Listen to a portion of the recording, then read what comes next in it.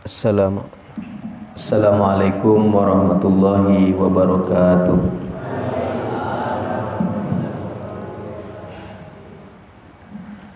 Bismillahirrahmanirrahim. Alhamdulillahi rabbil alamin, wassalatu wassalamu ala sayyidil anbiya wal mursalin sayyidina wa maulana Muhammadin wa ala alihi wa sahbihi ajma'in. Subhanaka la ilma lana illa ma 'allamtana innaka antal alimul hakim. Wala haula wala quwwata illa billahil aliyil azim. Rabbi syrah li sadri wa yassir li amri wahlul 'uqdatam min lisani. Bismillahirrahmanirrahim. Qala al-musannifu rahimahullah, nafa'ana bihi wa bi ulumihi fid dharain amin. Kembali kita mempelajari atau membahas tentang nama-nama Allah. Di antaranya pada malam hari ini yang akan kita kaji atau kita bahas tentang nama Allah yang keempat. Alhamdulillah, kita panjatkan puja dan puji syukur kehadirat Allah Subhanahu wa taala sehingga malam hari ini kita kembali diberikan kesehatan oleh Allah Subhanahu wa taala sehingga dapat berkumpul di tempat yang mulia ini dalam rangka mengerjakan sholat fardu maghrib serta sunnahnya, kemudian dilanjutkan dengan taklim atau pengajian yang insyaallah dipenuhi dengan barokah. Salawat dan salam juga tak henti-hentinya kita curahkan keharibaan baginda kita Nabi yang agung, Nabi Yuna Muhammad sallallahu alaihi wasallam, yang menjadi penyebab hingga saat ini kita dapat menikmati indahnya iman, Islam dan ilmu pengetahuan. Hadirin hadirat jemaah sekalian yang dimuliakan Allah, malam hari ini kita membahas tentang nama Allah yang keempat, yaitu Al-Malik. Bismillahirrahmanirrahim. Mengenal nama Allah Subhanahu wa ta'ala Al-Malik. Al-Malik adalah nama Allah Subhanahu wa ta'ala yang keempat, yang artinya Dia Allah, Dia yang memiliki dan menguasai segala sesuatu dengan tidak terbatas. Atau dengan kata lain, Dia Allah Sang Maharaja. Nah, jadi kalau pengertian singkatnya, Al-Malik itu adalah Dia Allah yang Maha Raja. Jadi ada Maha, ada Raja. Ada Raja, ada Maharaja. Jadi kalau di dunia ini makhluk-makhluk Allah, hamba-hamba Allah yang bergelar itu bergelar raja saja. Tapi kalau Allah Sang Maharaja, artinya menguasai seluruh raja-raja yang ada di muka bumi ini. Apapun yang ingin Dia Allah lakukan pada miliknya itu, tidak ada satupun yang mampu atau yang bisa menghalanginya.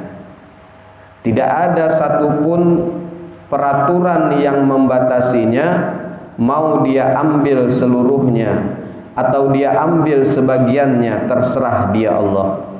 Lain halnya dengan kita hamba, dalam memiliki sesuatu pasti ada batasan-batasannya.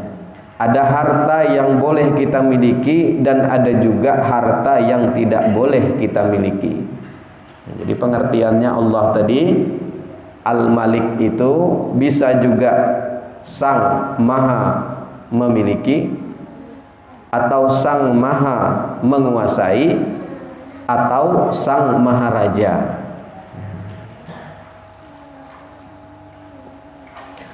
Allah Subhanahu wa ta'ala dengan namanya Al-Malik, Dia menguasai segala sesuatu dengan kekuasaannya yang tidak terbatas. Dengan demikian Dia pun berhak menghidupkan, mematikan, mengadakan atau menghilangkan akan sesuatu tadi. Semua itu karena kekuasaan Allah Subhanahu wa ta'ala yang tidak terbatas. Nah, jadi Allah maha menguasai, Allah ya maha menghendaki. Seperti kasus yang sekarang kita lagi diuji oleh Allah Subhanahu wa taala, semakin hari semakin susah, semakin hari kita semakin sempit rasanya gerak kita, khususnya kami di Kuala Tungkal. Kalau di kota itu sudah ada peringatan pengajian di stop. Pengajian seperti ini satu pun tidak ada lagi yang diperbolehkan dilakukan. Saya 1 minggu itu hampir setiap hari ada pengajian sore, ada pengajian malam, semuanya libur karena mengikuti peraturan pemerintah. Dengan adanya virus yang dikirim oleh Allah ini merupakan cobaan untuk kita. Di satu sisi kita harus juga menjaga keyakinan kita, tapi di sisi yang lain kita juga harus menyempurnakan ikhtiar kita. Kita berikhtiar untuk menghindari, untuk memutus rantai daripada perkembangan virus tersebut, yaitu dengan cara ikhtiar yang telah disampaikan oleh pemerintah melalui aturan-aturannya. Dan ini namanya ikhtiar. Apakah kemudian kita meninggalkan keyakinan kepada Allah? Tidak. Tidak kemudian kita meninggalkan keyakinan kita kepada Allah. Karena di zaman Sayyidina Umar bin Khattab itu pernah juga terjadi demikian. Bahkan bapaknya Rasulullah, Abdullah, itu juga meninggal karena virus tersebut. Ada namanya dulu di Yasrib, yang sekarang disebut Madinah. Itu dulunya adalah bernama Yasrib, negeri yang mencekam lah. Ya, sering terjadi wabah penyakit. Ayahnya Nabi yaitu Sayyidina Abdullah berdagang pergi ke Yasrib. Kemudian ternyata waktu itu di Yasrib sedang terkena wabah taun namanya, taun. Dan pulang dari situ di dalam perjalanan meninggal ayahnya Nabi. Kemudian ibunya Nabi juga Sayyidatuna Aminah itu datang ke sana juga berkunjung, pulang terkena virus taun itu juga akhirnya meninggal. Dan ini bukan sesuatu yang baru, pernah terjadi di zaman Rasulullah SAW. Bahkan di zaman Khalifah Umar bin Khattab juga pernah terjadi demikian. Sampai-sampai Umar bin Khattab ingin datang ke tempat tersebut yang di situ terjadi wabah besar-besaran, lebih dahsyat daripada ini, Pak. Itu dalam waktu yang sangat singkat membunuh 25.000 orang dalam waktu yang sangat singkat. Kemudian Sayyidina Umar ingin datang ke tempat itu, dihadang oleh pemuka masyarakat situ. Katanya, "Wahai Umar, engkau jangan masuk ke daerah kami ini. Daerah kami ini sedang terkena wabah virus yang berbahaya, lebih parah daripada corona ini, Pak. Waktu singkat dapat membunuh puluhan ribu orang." Akhirnya Sayyidina Umar bermusyawarah dengan para sahabat yang lainnya. Sempat terjadi perdebatan. Ada sahabat yang lain katanya, masa kita takut kepada taun atau takut kepada virus sementara tidak takut kepada Allah? Kata Sayyidina Umar, kita bisa pindah dari takdir yang baik kepada takdir yang buruk, dari takdir yang buruk kepada takdir yang baik. Kemudian ada salah satu sahabat di situ menceritakan menyampaikan dalil bahwa Rasulullah SAW pernah bersabda, jika di dalam satu kampung, satu wilayah, di situ ada terjadi wabah penyakit yang berbahaya, maka kita di kampung lain itu dilarang untuk ke tempat tersebut. Dan begitu juga orang yang di dalam kampung tersebut yang terkena virus atau terkena wabah tersebut dilarang keluar dari kampung itu memasuki kampung yang lain. Maka ada bahasa sekarang ini lockdown ya. Ditutup kampung itu, tidak boleh orang masuk. Nah begitu. Memang itu ada aturannya di dalam agama. Rasulullah menyuruh demikian, bukan Rasulullah kurang iman, bukan juga Rasulullah kurang keyakinannya kepada Allah, tetapi menyempurnakan ikhtiar kita. Semoga kita istilahnya manusia yang memerlukan ikhtiar, memerlukan usaha. Setelah kita berusaha sekuat mungkin seperti saat ini ya, kita yang kalau di daerah kita sini mungkin insya Allah masih terjaga, tapi kalau daerah Tungkal kayak Tungkal Jambi itu, apalagi Kuala Tungkal, daerahnya tempat masuk ya, masuk orang-orang dari mana-mana. Jadi kita berdoalah. Alhamdulillah sampai sekarang Tungkal belum ada yang positif, tapi kita tetap harus waspada. Tapi jangan sampai kewaspadaan kita ini membuat kepanikan diri kita. Pernah juga satu ketika di satu wilayah ada seorang aulia, seorang wali ini dia bisa tahu, bahkan bisa melihat wabah tuh. Jadi satu ketika wabah itu ingin masuk ke negeri wali tersebut, berjumpa dengan wali itu. Karena dia seorang wali, dia bisa berbincang-bincang dengan wabah tersebut. Lalu sang wali ini bertanya kepada wabah tersebut, atau kalau sekarang virus ya, corona tersebut. Dia bicara kepada itu. Wahai Taun, ada berapa orang yang rencana engkau bunuh nanti kalau kau masuk ke kampung itu? Kata wabah atau virus tersebut berkata kepada wali itu, yang bakal aku bunuh adalah berjumlah 1000 orang. Sudah berjalan, selesai, kemudian pulang, ini virus ingin pulang, ternyata korbannya bukan 1000, tapi 50.000 orang yang meninggal. Kemudian ditanya sama wali tadi, kenapa wahai wabah, wahai virus, engkau ini kemarin bilang 10.000 orang yang dibunuh, tapi sekarang kok yang mati adalah 50.000 orang? Kata Taun tadi, kata virus tadi mengatakan, saya memang membunuh 1000 orang. Selebihnya itu mereka mati bukan tertular virus atau tertular wabah saya, tetapi mereka mati karena apa? Karena panik dan stres. Nah, jadi intinya nih pelajaran untuk kita jangan sampai stres menghadapinya, jangan sampai panik, bawa santai saja. Ya, yang penting aturan kita ikuti dan sempurnakan ikhtiar kita. Nah, begitu. Nah, ini semua tidak terlepas daripada kekuasaan Allah Subhanahu wa taala Al-Malik tadi, yang berhak mematikan, yang berhak menghidupkan dan mengadakan atau menghilangkan akan sesuatu tadi. Dialah Allah yang maha mampu menghilangkan atau mematikan atau memasukkan sesuatu berupa bala atau cobaan. Bagi orang Islam dua cara menyikapinya. Ada dua orang atau dua jenis yang menyikapi persoalan kita sekarang ini. Saya baca di dalam kitab. Yang pertama, kalau kita orang yang beriman, orang Islam, itu menyikapinya dengan banyak-banyak beristighfar, banyak-banyak bertobat, banyak-banyak meminta ampun.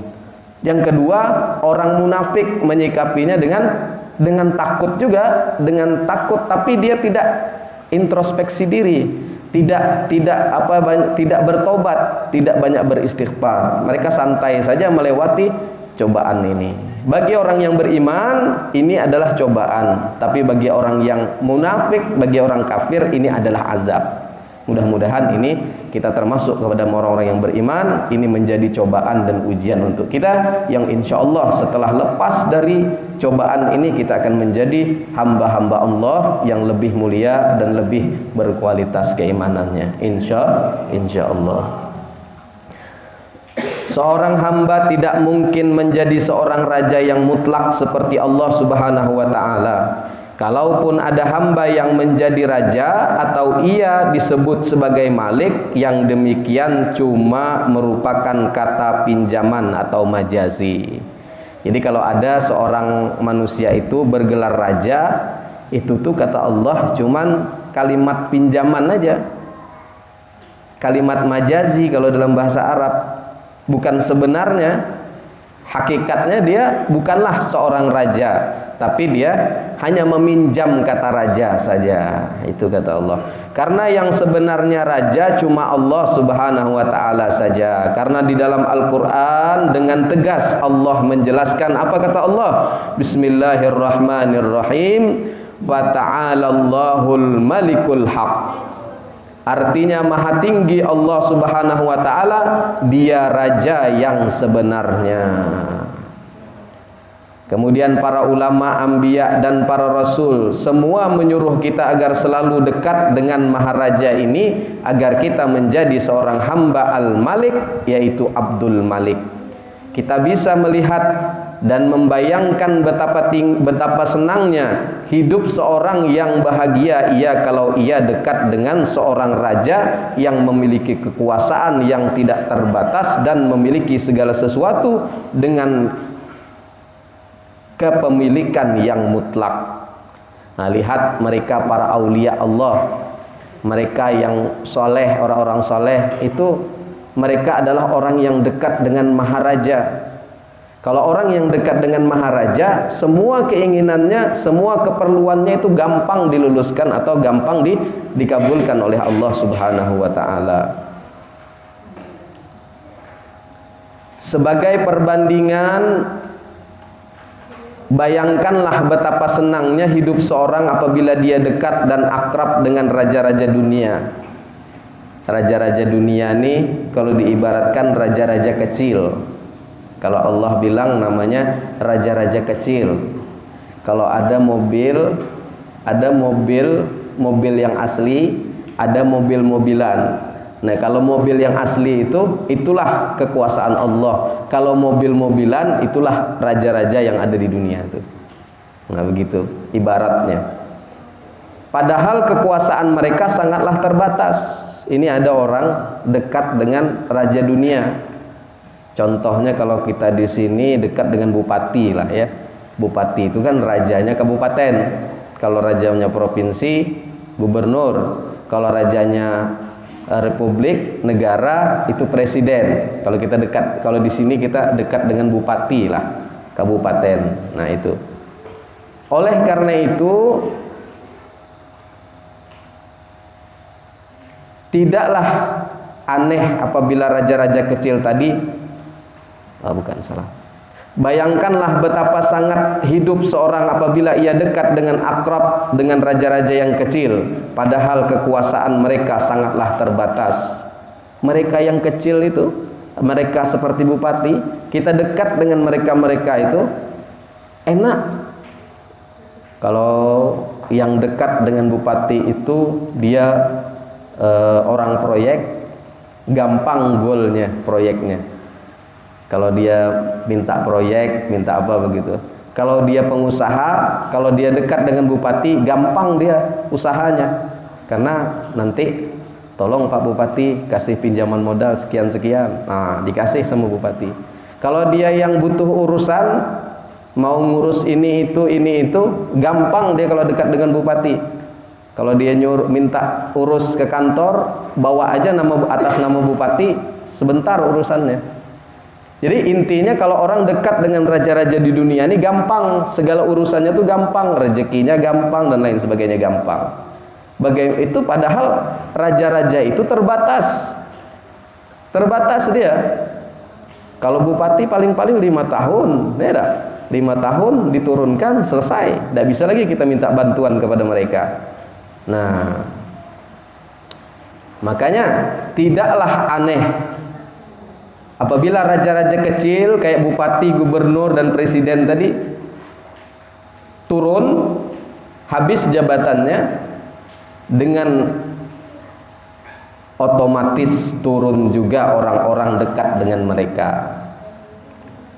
Kalau dia dekat dulunya dengan bupati, pas bupatinya turun tidak bisa lagi dia, tidak bisa lagi minta bantu ini, minta bantu itu, susah urusannya, minta uruskan ini juga tidak bisa lagi, ya, karena bupatinya sudah turun. Bahkan yang lebih parah lagi, biasanya mereka yang dekat dengan bupati itu, dengan raja-raja dunia tadi, kalau raja dunia atau bupati, gubernur dan presiden tadi itu ada korupsi, ada kasus, kemudian masuk penjara, kita yang dekat-dekat ini bisa masuk juga terlibat. Nah, itu berbahayanya. Ya, kalau turun juga. Syukur-syukur kalau turun tidak ada masalah. Kalau turunnya banyak kasus, kita ini bisa ikut juga masuk, terikut-ikut kepada bupati tersebut. Dengan otomatis turun juga. Lain halnya kalau kita itu dengan Al-Malik, dekat dengan Al-Malik yang Maharaja yang sebenarnya, maka alangkah senang hidupnya dan bahagia ia, karena Allah Subhanahu wa taala adalah raja dari maharaja, dari segala raja, dan tidak ada berhajat kepada siapapun, bahkan sekalipun selain dia berhajat kepadanya. Tidak ada satupun yang bisa menurunkan kemaharajaan Allah tersebut. Jadi beruntung kalau kita mengejar yang maharaja tadi, tidak mengejar yang raja-raja kecil tadi. Nah, begitu. Diibaratkan tuh begini. Orang yang bersandar kepada raja-raja kecil itu, kalau di dalam kitab ini dikatakan, ya, adalah orang yang akalnya nih kurang. Kalau di dalam kitab ini dijelaskan, orang yang bersandar kepada raja-raja kecil itu adalah akalnya kurang. Kita ibaratkan ada anak kecil yang umurnya 3 tahun atau 4 tahun. Itu kalau kita kasih pilihan, kita beri hadiah kepada anak kecil yang umur 3 tahun tadi, mobil-mobilan dengan mobil yang sebenarnya, mobil Avanza misalnya, Avanza yang asli, dengan mobil-mobilan yang kecil. Itu kalau anak kecil, kira-kira apa yang dipilihnya, Pak? Mobil-mobilan. Tidak ada kepengen dia dengan Avanza yang besar tadi. Nah, begitu juga orang, kenapa anak tadi dia milih Avanza, milih mobil-mobilan kecil? Karena anak tadi akalnya masih kurang. Coba kalau dia akalnya seperti orang dewasa, pasti dia memilih Avanza. Nah, begitu juga kalau manusia, dia lebih memilih bersandar, dia lebih memilih dekat kepada raja-raja yang kecil tadi. Itu artinya akalnya belum nyampe. Padahal yang paling penting, yang harusnya kita dekat itu siapa? Dia Allah yang Maharaja. Seibarat anak kecil tadi. Berarti itu pikiran kita atau akal kita diibaratkan seperti anak kecil. Nah, begitu penjelasan daripada kitab ini. Itu bukan dari saya ya Pak ya, tapi penjelasan kitab itu. Nah, makanya mereka yang punya akal dan sempurna pikirannya akan memilih mendekat kepada Allah Subhanahu wa ta'ala yang Al-Malik, yaitu raja daripada Maharaja. Itu. Kalau diperhatikan dari urutan asma Allah Subhanahu wa ta'ala, dari yang pertama, kedua dan ketiga dan keempat, dari Allah Ar-Rahman, Ar-Rahim dan Al-Malik, di situ ada mengandung makna yang sangat besar. Allah, nama Tuhan yang pertama, adalah nama bagi zat yang wajib ada dan bersifat dengan segala sifat kesempurnaan dan kebesaran. Sedangkan Ar-Rahman adalah yang sangat pengasih dan memberikan nikmat yang besar-besar, dan Ar-Rahim yang bermakna sangat pengasih dan memberikan nikmat yang kecil-kecil. Itu sudah kita bahas kemarin. Ar-Rahman adalah Allah yang Maha Pengasih, memberikan nikmat yang besar-besar yang tidak bisa diberikan oleh makhluk atau manusia. Dan Ar-Rahim, Allah yang Maha Penyayang, yang memberikan kasih sayangnya berupa nikmat-nikmat yang kecil. Adapun Al-Malik yaitu Allah Subhanahu wa taala adalah seorang raja, dan dia bukanlah seorang raja yang kejam, tetapi dia seorang raja yang didasari dengan Ar-Rahman dan Ar-Rahim. Makanya urutannya Ar-Rahman, Ar-Rahim baru Al-Malik. Bukan Al-Malik, Ar-Rahman, Ar-Rahim, tidak. Ya, kenapa? Karena Allah itu adalah adalah maharaja yang mendahulukan kasih sayangnya kepada hambanya. Bukan seorang raja yang zolim, bukan seorang raja yang aniaya terhadap rakyatnya, bukan demikian, tetapi raja yang mendahulukan kasih sayangnya. Makanya kalimatnya Ar-Rahman dan Ar-Rahim, itu maksudnya. Sayyidina Umar bin Al-Khattab radhiyallahu an sewaktu beliau menjadi khalifah dan ingin mengangkat atau melantik seorang menjadi amir atau gubernur, ya, presiden ini. Umar bin Al-Khattab ini dulu jadi presiden, ingin mengangkat seorang gubernur. Pada waktu acara pelantikan gubernur tersebut, tiba-tiba datang cucunya. Cucu siapa? Cucu yang ingin diangkat jadi gubernur tadi datang ke tempat pelantikan gubernur tadi. Dan Sayyidina Umar bin Khattab radhiyallahu an langsung memeluk dan mencium cucu-cucunya tadi. Cucu-cucu calon gubernur tadi langsung dipeluk, langsung diciumi oleh Sayyidina Umar bin Khattab. Melihat yang demikian, calon gubernur tadi berkata, "Wahai Umar, apakah sering engkau mencium cucu-cucu engkau?" "Aku mempunyai 10 orang cucu," kata calon gubernur tadi, "namun aku tidak pernah mencium mereka satupun." Setelah Sayyidina Umar mengetahui akan keadaan calon gubernur tadi, lalu Sayyidina Umar bin Al-Khattab radhiyallahu an mengambil keputusan untuk membatalkan melantik calon gubernur tersebut. Ini ada raja di satu provinsi mau dilantik, datanglah cucunya ke tempat pelantikan itu. Tiba-tiba pas datang, Sayyidina Umar langsung mendekati cucu tersebut, kemudian memeluk dan menciuminya. Terkejutlah si calon gubernur ini. "Wahai Umar, engkau biasa melakukan ini kepada cucu-cucumu?" "Biasa," kata Umar. "Saya punya 10 cucu, tapi tak pernah satupun saya cium." Nah, langsung mendengar itu, Sayyidina Umar membatalkan, tidak jadi dia dilantik sebagai gubernur. Kenapa dia membatalkan Sayyidina Umar? Karena sang calon gubernur tadi tidak mempunyai sifat kasih sayang. Jangankan kepada orang lain, kata Sayyidina Umar, terhadap cucunya sendiri, terhadap keluarganya sendiri dia tak sayang, dia tak punya kasih sayang, kata Sayyidina Umar. Ya, sedikit pun dia tidak punya kasih sayang. Tidak punya kasih sayang, bagaimana nanti, kata Sayyidina Umar, ia nanti terhadap rakyatnya.